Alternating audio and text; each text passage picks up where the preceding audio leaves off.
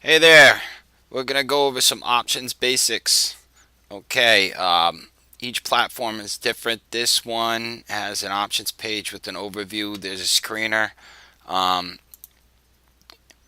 you can narrow things down once you get to know what each one of these things means and does. Here we go. There's over 800,000 options out there. So this is a way to just kind of narrow that down to the ones that you like. Maybe you like one that has really fat premium that you could collect. And you can save that screen over here. Maybe you want something with really cheap premium that you could buy a lot of. Again, you can narrow it down to your liking. Um, let's take a look at an option chain. Now you have calls and you have puts. We're going to take a look at Snap.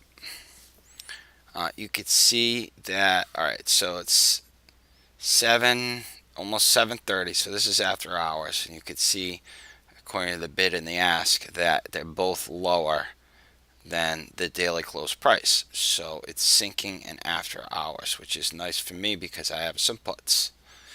And you could see over here some other information. Um, we'll get into this in a future video. But this is going to essentially tell you what the stock is really worth. And, you can see right away that for a market cap of 25 billion and it doesn't even have a multiple, it's just way, way overvalued. And look how many shares. But again, this is a future video. We can spend hours on these topics. As far as the option chain goes, we're going to pull this up. So again, you've got calls and you've got puts. Simply put, calls you buy when you want the stock to go up. When you think it's going to go and you want to put your money where your mouth is, you buy a call. That way you don't have to buy the shares. Because you see, with the shares, you would have to pay 21 bucks a share or 2100 for 100 shares. But with the call, so you do the same math. You just move the decimal point over 2 spots to get per 100. And it's the same thing over here. So this is actually going to cost you $25 to buy 100 shares worth. So you could see that, and this is called leverage, because basically you're owning this guy's shares. It's his 100 shares, and you're basically owning it for until this expiration date. So today is the 5th, so 2 days he's got. And if you can, if Snap is going to finish over this mark, then you're basically going to own his shares, and he's going to have to sell them to you. But say Snap goes up to 2250, he's still only going to get 2100. That's all you're going to pay. So he's going to miss out on the extra, and you're going to be in the money on that. Okay? Now, you don't have to trade in the shares. You could just, most people just buy and sell these things just like it's a trading card, and you could buy, I wouldn't encourage anybody to spend even close to 2100 on that many Snap calls or puts with just 2 days to go. This is highly, highly risky for this to pay off and work out in your favor. So that's the most crucial thing to understand. And if you don't make it, unlike the shares where you can still at least own the shares, with this evaporates into nothing. It disappears forever. It's gone, and you will never ever get it back.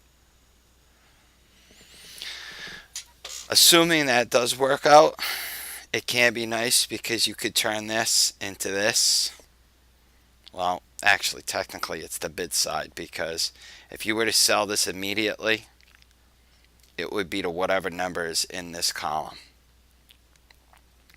If you were to buy it immediately, it would be in this column.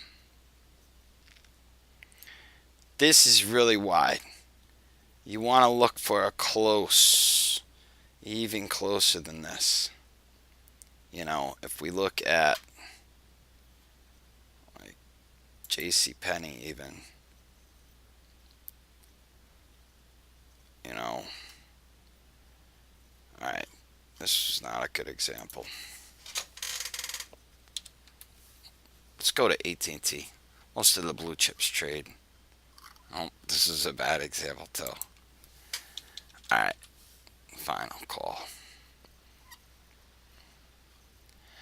So this is closer. You know, sometimes you could get them where they even separated by a penny. You know, here we go. Here's 2. So you got to kind of look out for stuff like that because you could get stuck fast. And this column is sort of your escape route.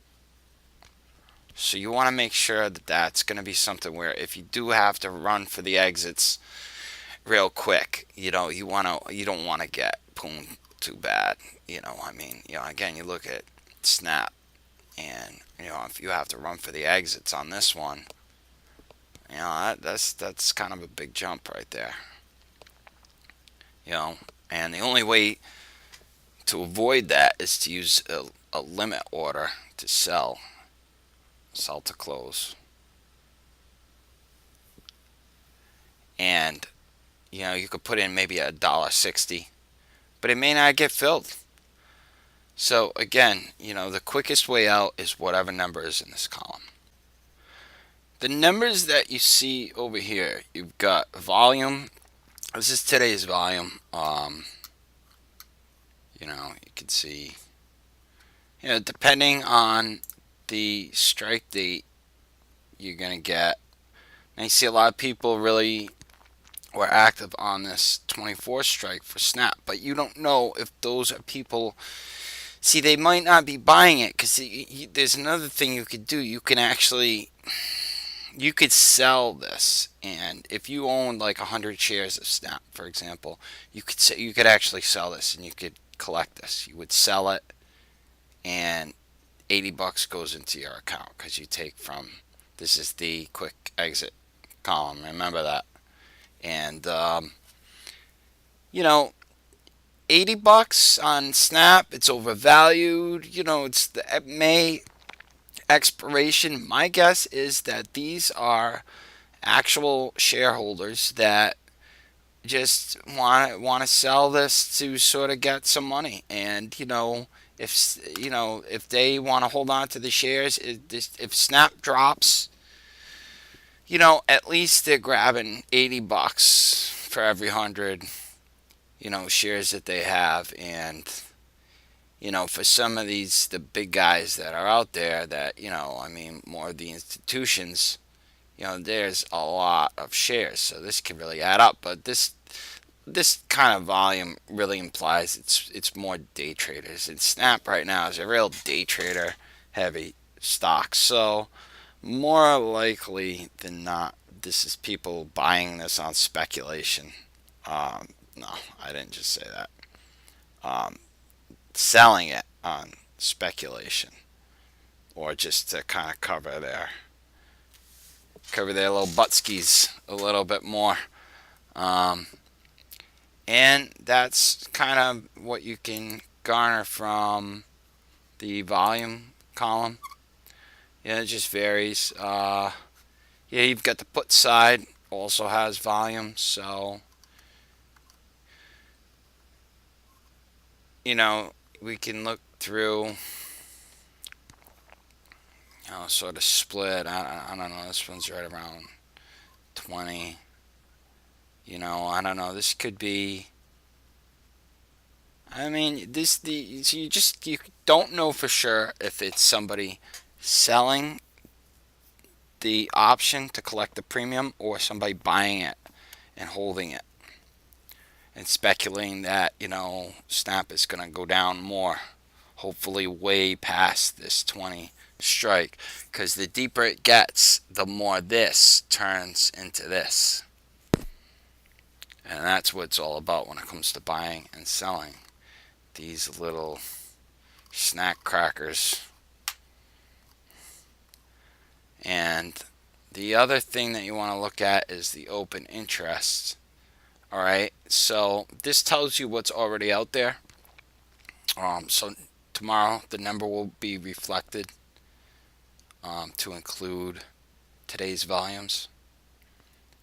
So if you see,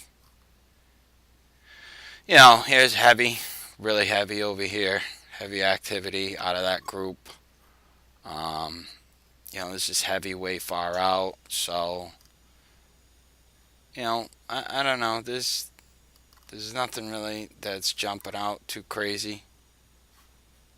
Well, here we go.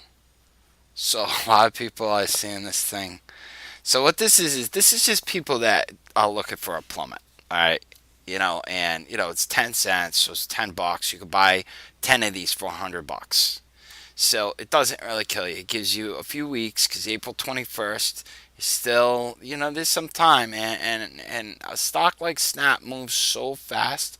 And this is not typical behavior for a $20 stock. Usually it would take forever to get down to 18.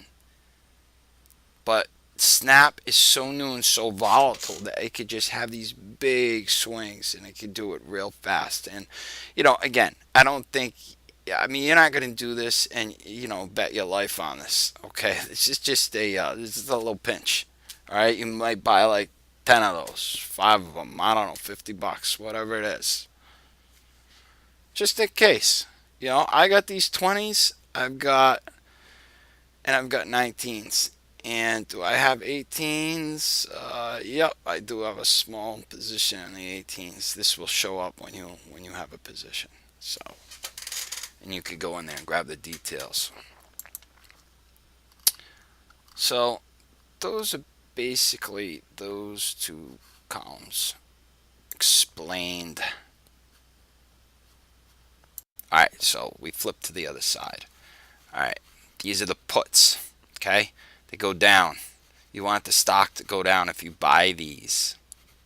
Okay, when you buy these puts, you're hoping the stock tanks like I am for tomorrow, which it kind of is heading in that direction. Okay, but I don't have these.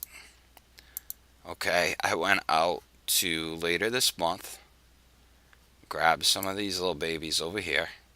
Okay, and I also grabbed, and this all is just personal preference. All right, I have some of these, I have a few of these. Okay, you can get June, the further out, well, Snap, not even, here we go. Alright, so sometimes you get these little quirks, and you'll see as we go along. But you can see over here, the price is higher. So the further out you get, the higher the price goes, but the less it deteriorates. Okay, because something like, this, or especially even this week, if it doesn't get there fast, it just evaporates. It just rapidly. Look at the difference to next week for the same one. And eventually, this is going to move up and down. Wherever it is, this kind of proportion is always going to stay the same. Okay, so whether, Snap is 18 or 24.50, that's going to put that right here at the middle, and you're going to have these same variations. The numbers might be a little different, but they're going to be in the ballpark.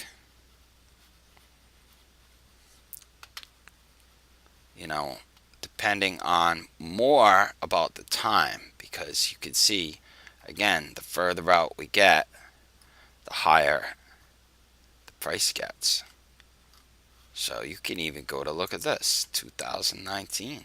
Jeez. Actually, it might not be a bad deal in some of these cases. And you can not worry about this. You can't forget about it, because once it hits that expiration date, it could exercise and you'll be on the hook for whatever the strike price is. So,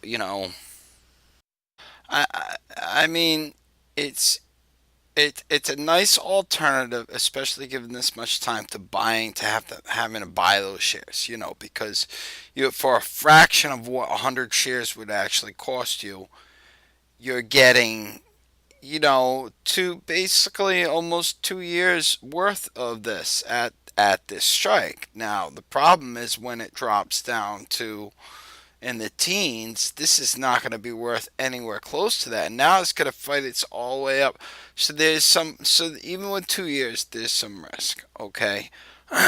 Whereas with the shares, you can hold those forever. There's no expiration date, and that's what makes all the difference with these options. And that's why you have to realize that they're not shares. You don't own anything. If anything, you're renting, okay? And just like anything else you rent, when you're done with it, you